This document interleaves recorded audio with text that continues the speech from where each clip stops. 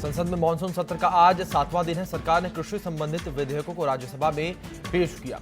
कृषि से जुड़े 2 बिल लोकसभा से पहले ही पास हो चुके हैं। कृषि मंत्री नरेंद्र सिंह तोमर ने कहा कि ये बिल किसानों के जीवन में क्रांतिकारी बदलाव लाने वाले हैं।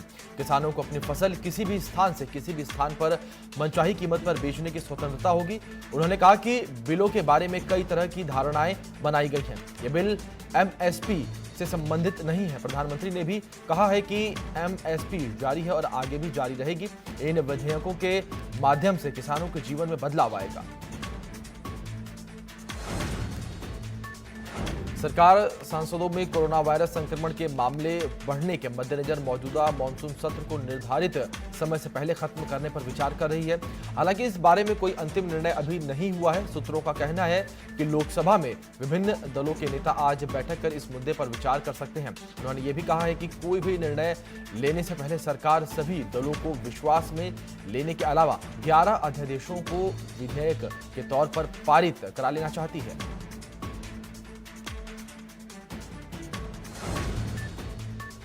मोदी सरकार के कृषि विरोधी काले कानून से किसानों को लेकर राहुल गांधी ने ट्वीट किया है।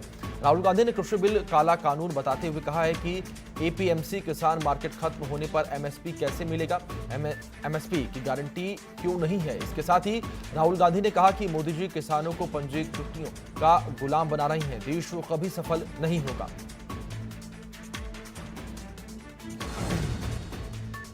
जम्मू कश्मीर बॉर्डर पर भारी मात्रा में हथियार और ड्रग्स बरामद हुए हैं। अरनिया में 58 पैकेट ड्रग्स, 2 पिस्टल, 4 मैगजीन बरामद किए गए हैं। इलाके में सेना के जवान सर्च ऑपरेशन चला रहे हैं।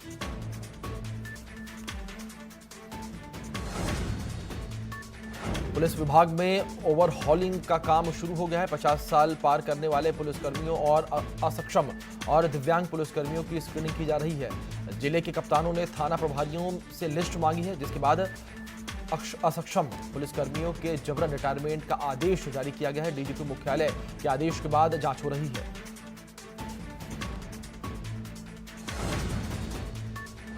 सुहेल देव भारतीय समाज पार्टी के अध्यक्ष और पूर्व मंत्री ओम प्रकाश राजभर ने शनिवार को गाजीपुर में अजीबोगरीब बयान दिया है। सुभाषपा के राष्ट्रीय अध्यक्ष ओम प्रकाश राजभर ने अपने कार्यकर्ताओं को संबोधित करते हुए कहा कि यूपी विधानसभा के सदन में 90% पागल बैठे हैं। अपने बिगड़ैल बोल और विवादित बयानों के दम पर चर्चा में रहने वाले ओम प्रकाश राजभर गाजीपुर के चंदनवाहा इलाके में कार्यकर्ता सम्मेलन को संबोधित कर रहे थे। लखनऊ के डॉक्टर एपीजे अब्दुल कलाम प्राविधिक विश्वविद्यालय की राज्य भर में प्रवेश परीक्षा हो रही है। प्रवेश परीक्षा के सफल आयोजन के लिए प्रदेश और प्रदेश के बाहर कुल 206 परीक्षा केंद्र बनाए गए हैं। इसमें 187 परीक्षा केंद्र परीक्षा में और 19 परीक्षा केंद्र प्रदेश से बाहर बनाए गए हैं। ये परीक्षा 3 पालियों में होंगी।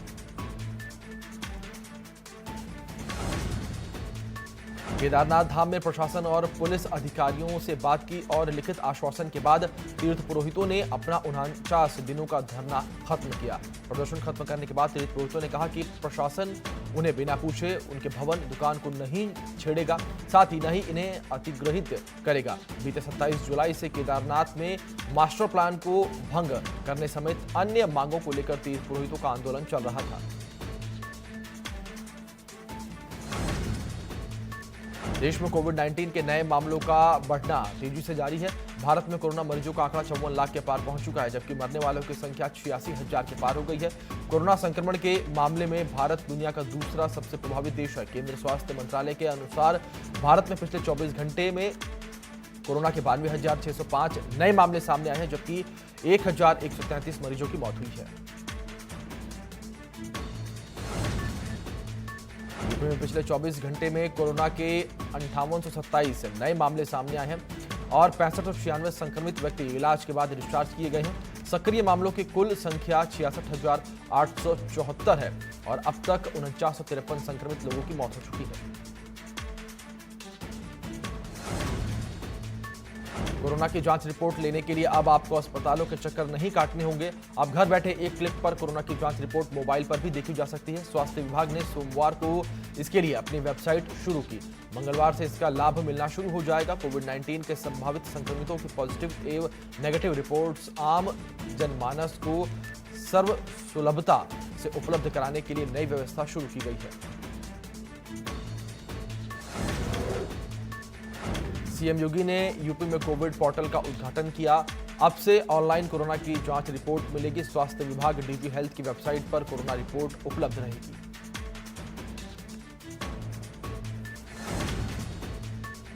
उत्तराखंड सरकार की ओर से शनिवार देर रात अनलॉक 4 की संशोधित गाइडलाइन जारी की गई।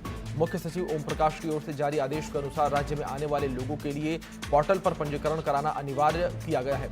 गाइडलाइन के अनुसार यदि कोई व्यक्ति राज्य में बिजनेस, परीक्षा, उद्योग या किसी अन्य कार्य से 7 दिन से कम अवधि के लिए आता है तो उन्हें क्वारंटीन नहीं रहना होगा, लेकिन राज्य में आने से पूर्व रजिस्ट्रेशन के दौरान ऐसे लोगों को अपने होम स्टे की जानकारी देनी होगी। उत्तराखंड में कोरोना मरीजों की संख्या में रिकॉर्ड बढ़ोतरी हुई है। 24 घंटे में 2078 नए लोगों में कोरोना की पुष्टि हुई है और 24 घंटे में कोरोना से 14 मरीजों की मौत हुई है। वहीं कोरोना मरीजों की संख्या 40,085 पर पहुंच चुकी है। 26,973 मरीज इलाज के बाद ठीक भी हो चुके हैं। जातिगत सर्वे और राजद्रोह के मुकदमे के आरोपी आम आदमी पार्टी के सांसद संजय सिंह आज हजरतगंज कोतवाली नहीं पहुंच पाएंगे। लखनऊ पुलिस ने उन्हें संसद का मानसून सत्र खत्म होने के 2 दिन बाद तक का वक्त दिया है।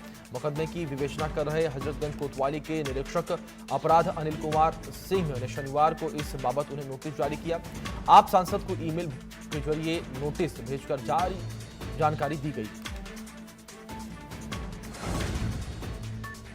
इटावा में शिवपाल यादव ने यूपी सरकार पर निशाना साधा है। कोरोना के बजट में भ्रष्टाचार का आरोप लगा है। इसके साथ ही शिवपाल यादव ने जांच की मांग करते हुए कहा कि सरकार के फैसलों की वजह से जनता परेशान है।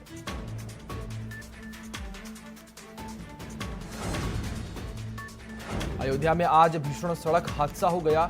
रोनाही थाने से लगभग 1.5 किलोमीटर पहले फैजाबाद की तरफ सुहावल चौराहे के पास ट्रक और ऑटो में टक्कर हो जाने के कारण 4 लोगों की मौके पर ही मौत हो गई, जबकि 7 लोग घायल हो गए। घायलों में 2 लोगों की हालत गंभीर होने के कारण लखनऊ रेफर किया गया है और अन्य 7 लोगों का इलाज जिला चिकित्सालय फैजाबाद में हो रहा है। अयोध्या हादसे पर सीएम योगी ने दुख जताया है। रोनाही थाने से लगभग 1.5 किलोमीटर पहले फैजाबाद की तरफ सुहावल चौराहे के पास ट्रक और ऑटो में टक्कर हो जाने के कारण 4 लोगों की मौके पर ही मौत हो गई, जबकि 7 लोग घायल हो गए। नोएडा पुलिस ने रेप के आरोपी को गिरफ्तार किया है। इस आरोपी पर एक नाबालिग बच्ची के साथ रेप करने का आरोप है। परिवार वालों ने पुलिस की मदद की गुहार लगाई थी, जिसके बाद से ही पुलिस आरोपी की तलाश कर रही थी। आपको बता दें कि आरोपी नदीम लगातार मासूम बच्चियों को बहला फुसला कर उनके साथ रेप करता था। फिलहाल पुलिस ने नदीम को गिरफ्तार कर लिया है और जेल भेजने की कार्रवाई कर रही है पुलिस।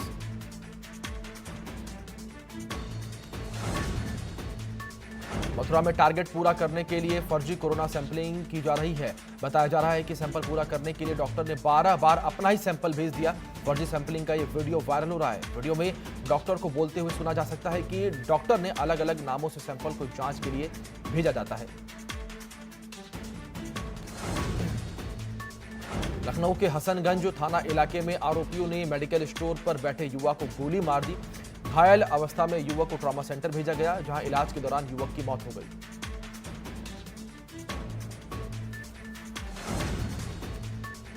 फर्रुखाबाद में रिश्वत लेने के 2 अलग अलग मामले सामने आए हैं। कंपिल इलाके में लेखपाल रोहित अवस्थी का रिश्वत लेते हुए ऑडियो वायरल हो रहा है। आरोप है कि इसमें लेखपाल रोहित अवस्थी बैनामा के बाद ग्रामीण से भूमि का दाखिल खारिज कराने के लिए रुपए के लेन देन की बात कर रहे हैं। बताते चले कि यह ऑडियो क्लिप किसी ने डीएम को भेजी थी। तो वहीं दूसरा मामला गुठीना से है, जहां पर लेखपाल अरुण कुमार ने विधवा से रिश्वत मांगी है। विधवा ने कायमगंज के प्रभारी एसडीएम से शिकायत की है, जिसके बाद लेखपाल को सस्पेंड किया गया है।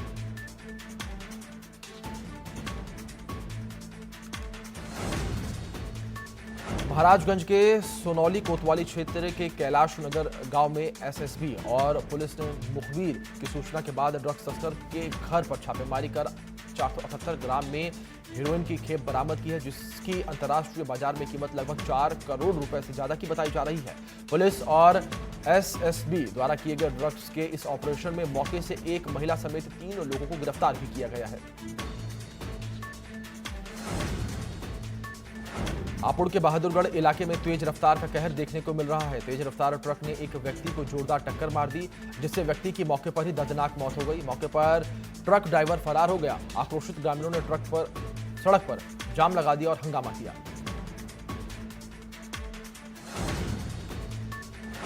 अमेठी के रानीगंज इलाके में छत पर सो रहे युवक को अज्ञात बदमाशों ने गोली मार दी। युवक को ट्रॉमा सेंटर ले जाते समय रास्ते में ही उसकी मौत हो गई। सीओ समेत स्थानीय पुलिस घटनास्थल पर मौजूद है। फर्रुखाबाद में जिलाधिकारी ने व्यापारी गौरहरी अग्रवाल के खिलाफ भूमाफिया की कार्रवाई की है। डीएम ने भू अभिलेखों में हेरफेर कर लगभग 24 करोड़ की वक्फ संपत्ति को खरीद फरोख्त के माध्यम से हथियाने का आरोप है। डीएम ने गौरहरी अग्रवाल समेत 4 लोगों को भूमाफिया घोषित कर एफआईआर के आदेश दिए हैं। एसडीएम सदर को 1 माह के भीतर गौरहरी अग्रवाल द्वारा अवैध तरीके से कब्जा की गई संपत्तियों की सूची उपलब्ध कराने के भी निर्देश दिए गए हैं।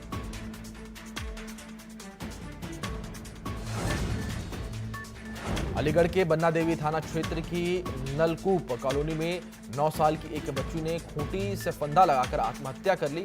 वो इस बात से नाराज थी कि जरूरी काम से बाहर गए माता पिता जिद करने पर भी उसके साथ लेकर नहीं गए थे। मोहल्ले में लोगों ने दरवाजा तोड़कर बच्ची का शव बाहर निकाला। बेटी के इस कदम के बाद परिवार में कोहराम मचा हुआ है।